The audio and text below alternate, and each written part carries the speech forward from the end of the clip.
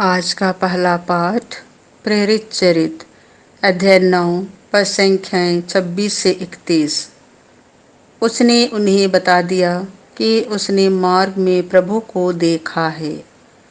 पौलुस यरूशलेम पहुंचा और शिष्यों के समुदाय में सम्मिलित हो जाने की कोशिश करने लगा, किंतु वे सब उससे डरते थे क्योंकि उन्हें विश्वास नहीं हो रहा था कि वह सचमुच यीशु का शिष्य हो गया है। तब बरनबास ने उसे प्रेरितों के पास ले जाकर उन्हें बताया कि पौलुस ने मार्ग में प्रभु के दर्शन किए थे और प्रभु ने उससे बात की थी, और यह भी बताया कि मैं पौलुस ने दमिश्क में निर्भीकता से यीशु के नाम का प्रचार किया था।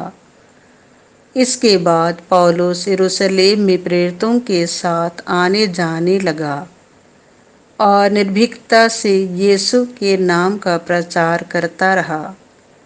वह यूनानी भाषी यहूदियों से बातचीत और बहस किया करता था, किंतु वे लोग उसे मार डालना चाहते थे। जब भाइयों को इसका पता चला तो उन्होंने पौलुस को कैसरिया ले जाकर तारसुस भेजा। उस समय समस्त यहूदिया, गलीलिया और समारिया में कलीसिया को शांति मिली। उसका विकास होता जा रहा था और वह प्रभु पर श्रद्धा रखती थी और पवित्र आत्मा की सांत्वना द्वारा बल प्राप्त करती हुई बराबर बढ़ती जाती थी। यह प्रभु की वाणी है। आज का दूसरा पाठ संत यूहन्ना का पहला पत्र अध्याय 3 पद संख्याएं 18 से 24। उसकी आज्ञा यह है कि हम विश्वास करें और एक दूसरे को प्यार करें। बच्चों, हम वचन से नहीं, कर्म से, मुख से नहीं, हृदय से एक दूसरे को प्यार करें। उसी से हम जान जाएंगे कि हम सत्य की संतान हैं। और जब कभी हमारा अंतःकरण हम पर दोष लगाएगा तो हम ईश्वर के सामने अपने को आश्वासन दे सकेंगे, क्योंकि ईश्वर हमारे अंतःकरण से बड़ा है और वह सब कुछ जानता है। प्यारे भाइयों, यदि हमारा अंतःकरण हम पर दोष नहीं लगाता है तो हम ईश्वर पर पूरा भरोसा रख सकते हैं। तो कुछ हम उससे मांगेंगे, वह हमें वही प्रदान करेगा, क्योंकि हम उसकी आज्ञाओं का पालन करते हैं और वही करते हैं जो उसे पसंद करते हैं। और उसकी आज्ञा यह है कि हम उसके पुत्र यीशु मसीह के नाम में विश्वास करें और एक दूसरे को प्यार करें, जैसा कि उसने हमें आदेश दिया है।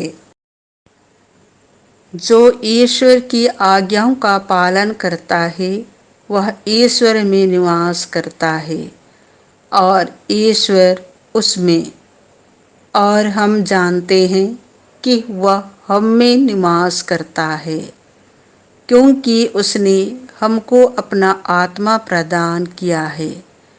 यह प्रभु की वाणी है। संत यूहन्ना के अनुसार पवित्र सुसमाचार अध्याय 15 पद संख्या 1 से 8।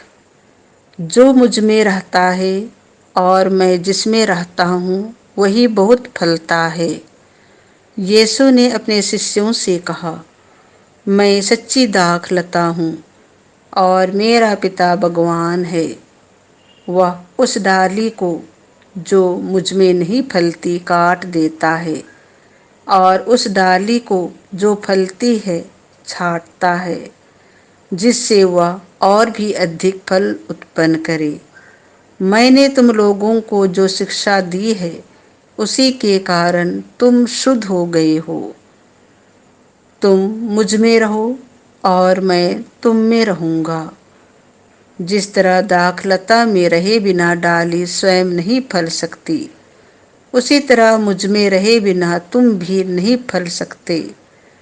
मैं दाखलता हूँ और तुम डालियाँ हो। जो मुझ में रहता है और मैं जिसमें रहता हूँ वही बहुत फलता है, क्योंकि मुझसे अलग रहकर तुम कुछ भी नहीं कर सकते। यदि कोई मुझ में नहीं रहता तो वह सूखी डाली की तरह फेंक दिया जाता है। लोग ऐसी डालियां बटोर लेते हैं और आग में झोंक कर जला देते हैं। यदि तुम मुझ में रहो और तुम में मेरी शिक्षा बनी रहे, तो तुम जो चाहो मांगो वह तुम्हें दिया जाएगा। मेरे पिता की महिमा इससे प्रकट होगी कि तुम लोग बहुत फल उत्पन्न करो और मेरे शिष्य बने रहो। यह प्रभु का सुसमाचार है।